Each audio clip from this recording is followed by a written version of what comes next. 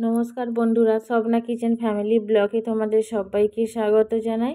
বন্ধুরা, তোমরা কেমন আছো? আশা করি তোমরা ভালো আছো। আমিও খুব ভালো আছি। আজকে না বেশ বেলা থেকে ব্লগটা শুরু করেছি, তো কটা বাজে এখন আমার ঠিক মনে পড়ছে না।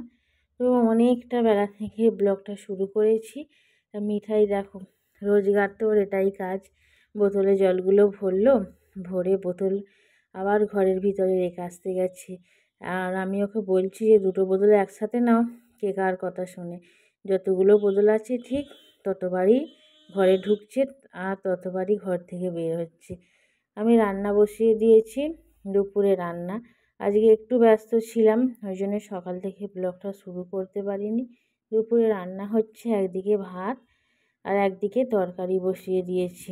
এখানে মিঠাই দেখো, জলের বোতলগুলো ঘরে রেখে এলো, জল ভরলো আর এখন নিজে নিজে বসে বসে রান্না করছে। আমি রান্না করছি তো ও রান্না করছে। কি ভালো লাগছে দেখতে। আমার না মনে হয় আমার সমস্ত কাজ ফেলে রেখে কি করব, ওর কিভাবে কি খেলছে দেখবো। ওই যে গ্যাসটা জ্বেলে নিচ্ছে, যেভাবে আমরা গ্যাস জ্বালি ঠিক সেইভাবেই জ্বালছে। আর ওই যে রান্না চাপিয়ে দিয়েছে। খেলা হয়ে গেল আর এখন বসে বসে ফল খাচ্ছে। এই মাত্র মিঠাই ঘুম থেকে উঠলো। বলছি না আজকে আমি বেশ ব্যস্ত, ওই জন্য সব কিছু ভিডিও আমি ঠিকভাবে করতে পারছি না। আর এখানে ঘুমিয়ে পড়েছিল দুপুরের খাওয়া দাওয়া করে, আর এখন ফল নিয়ে বসে পড়েছে।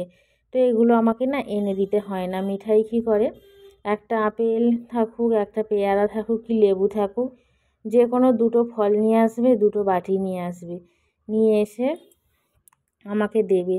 বলবে মামনি কেটে দাও। বটিটাকেও ঠিক চাগিয়ে চাগিয়ে নিয়ে আসবে। এত করে বারণ করব যে গায়ে পড়ে যাবে কি পায়ে পড়ে যাবে, কেটে যাবে। ও তো আমার কথা শুনবেই না। স্বাগত বই নিয়ে বসে পড়েছে পড়তে। পরীক্ষা শেষ হয়ে গেছে, আবারও তো পড়া চালু ফাইনাল পরীক্ষার জন্য। আর এখানে দেখো মিঠাইয়ের লেবুগুলো সব খাওয়া হয়ে গেছে। খেয়ে এখন লেবুর যে বীজ আছে, খোসা আছে, সেইগুলোকে এক সাইডে খুব সুন্দরভাবে জড়ো করে রেখে তারপরে তুলবে। তো এখানে রাত্রিরে রান্না বসিয়ে দিয়েছি প্রেসার কুকারে। রাত্রিরে রান্না হচ্ছে, তো কি রান্না হচ্ছে সেটাও দেখাবো। দুপুরে রান্নাটা তো ঠিকঠাকভাবে দেখাতে পারলাম না। তো আজ দুপুরে হয়েছিল মুগের ডাল, তার সাথে ঝিঙে আলু পোস্ত, হয়েছিল করলা ভাজা আর ডিমের কালিয়া। তো ওটা দুপুরে হয়েছিল। রাত্রিরে রান্না চাপিয়ে দিয়েছি। এখানে দেখো স্বাগত আগে পড়ে নিয়ে এখন বোনকে পড়াতে বসেছে। মিঠাই বলছে আমি দাদা ভাইয়ের কাছে পড়তে বসবো, আমি তোমার কাছে পড়বো না। ওই জন্যে স্বাগতর কাছে পড়ছেও, বেশিরভাগ স্বাগতর কাছেই পড়ে, আমার কাছে খুব কমই পড়ে। আর আমি স্বাগত পড়ালে কি হয়, আমি ওদিকে আমার কাজগুলো অনেকটা এগিয়ে যায়। আমিও পড়াতে বসি, কিন্তু আমি পড়াতে বসলে রান্না করতে বেশ রাত্রির হয়ে যায়। তো এখন দু ভাই বোনে পড়াশোনা করছে আর আমি আমার রাত্রিরে যে রান্না হচ্ছে সেই সবগুলোর দিকে একটু চলে যাব এবার রান্নাঘরে। তো রান্নাঘরে চলে এলাম।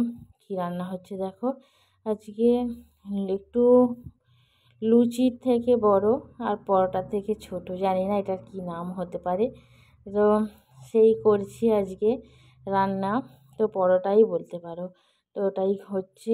মিঠাই বলল মামনি আজকে আমি রুটি খাবো না, আমি পরোটা খাবো। শুনে খুব ভালো লাগলো। তো যদিও রুটি পরোটা ওটা সপ্তাহে 2-3 দিন ধরে লেগেই থাকে। একদিন রুটি হলে আর একদিন পরোটা কিংবা লুচি এইসবই হয়। তো প্রথম যেটা করেছিলাম, মিঠাই তো একটা জায়গা নিয়ে আমার কাছে চলে গেল, বলল আমাকে দাও। আর স্বাগত দেখো পড়াতে পড়াতে চলে গেল ওর বাপির কাছে। আর মিঠাই অর্ধেক বই পড়ে আমার কাছে একটা জায়গা নিয়ে গেল। সেন্ট পাচ্ছে তো, একটা গরম তেলের মধ্যে পরোটা করলে খুব ভালো গন্ধ বের হয়, সেই জন্যই ছুটে গেল আমার কাছে। আমিও দিয়ে দিলাম। আর পাখা চলছে, একটু একটু ছিঁড়ে দিয়েছি, ঠান্ডা হয়ে যাচ্ছে। আর যখন গরম লাগছে বলছে মামনি আমাকে ছিঁড়ে দিয়ে যাও, আমার প্রচণ্ড গরম লাগছে। তো এখানে রাত্রিরে পরোটার সাথে হবে, হবে নয় হচ্ছে গরম গরম ঘুগনি। পরোটার সাথে ঘুগনি খুব সুন্দর কিন্তু খেতে লাগে। তো আজকে রাত্রিরে এটাই হচ্ছে আমাদের মেনু। তো আজকের ব্লগটা ভীষণই ছোট হয়ে গেছে, ব্যস্ত ছিলাম বলে না আমি ঠিকঠাকভাবে আজকের ব্লগটা করতে পারিনি। তো চেষ্টা করব আগামী ব্লগ একটু বড় করে করবার জন্য। আজকের ব্লগটা খুবই ছোট হয়ে গেছে। চা বসিয়ে দিলাম। তো বন্ধুরা, ব্লগটা এখানেই শেষ করছি। প্রথম থেকে শেষ পর্যন্ত দেখার জন্য অসংখ্য ধন্যবাদ।